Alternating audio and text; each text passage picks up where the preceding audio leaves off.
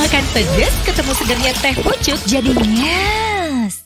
Topik debat kali ini berhubungan dengan ekonomi dan keuangan, Mas Adi. Apakah kemudian saling sanggah antara satu kandidat dengan kandidat lain akan terjadi, atau ya udah tipis-tipis saja sebatas tanya jawab saja? Menurut Anda gimana? Saya termasuk yang meyakini dan berharap tentu saja bahwa dalam perdebatan para cawapres nanti ini ada saling sanggah, ada saling negasi, dan ada perdebatan di situ.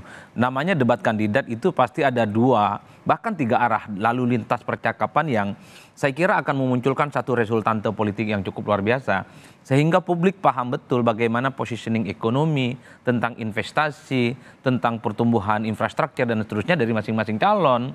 Kalau tidak ada saling sanggah, kemudian tidak ada perdebatan yang semakin mendalam, ya publik melihat ini bukan perdebatan, tapi ini baik-baikan. Oleh karena itu, saya membaca Pak Mahfud misalnya akan bicara tentang bagaimana potret hukum akan menjadi payung dan bahkan menjadi penegas bahwa persoalan ekonomi, infrastruktur, investasi akan semakin mantap kalau penegakan hukum itu akan ditegakkan di Indonesia. Soal kepastian hukum itu. Artinya apa? Positioning Pak Mahfud sebagai orang yang selama ini dianggap ahli hukum akan menjadikan tema debat hari ini sebagai standing position yang cukup baik, di mana aspek hukumlah yang akan menjamin investasi masuk ke Indonesia, kemudian infrastruktur termasuk pembangunan ekonomi. Kalau capres nomor satu? Nah, sementara capres nomor satu pasti bicara tentang efek ekonomi, sosial, dan demokrasi.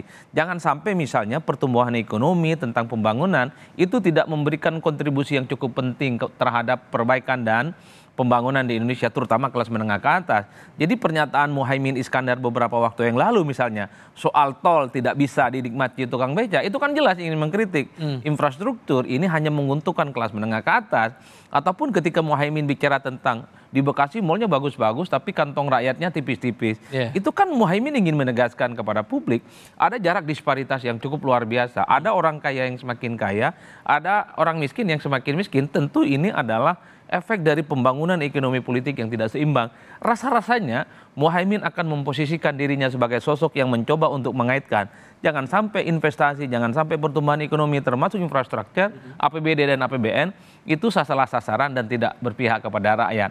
Oleh karena itu, kalau kita melihat tegak lurus perdebatan nanti malam, kalau kita melihat dari jauh, rasa-rasanya memang Mas Gibran akan dikeroyok dalam tanda kutip yang akan ditanya, kemudian dikuliti kira-kira bagaimana kebijakan ekonomi, investasi ke depan. Mengingat Gibran ini adalah sosok yang kemudian publik tahu sebagai replika politik Pak Jokowi.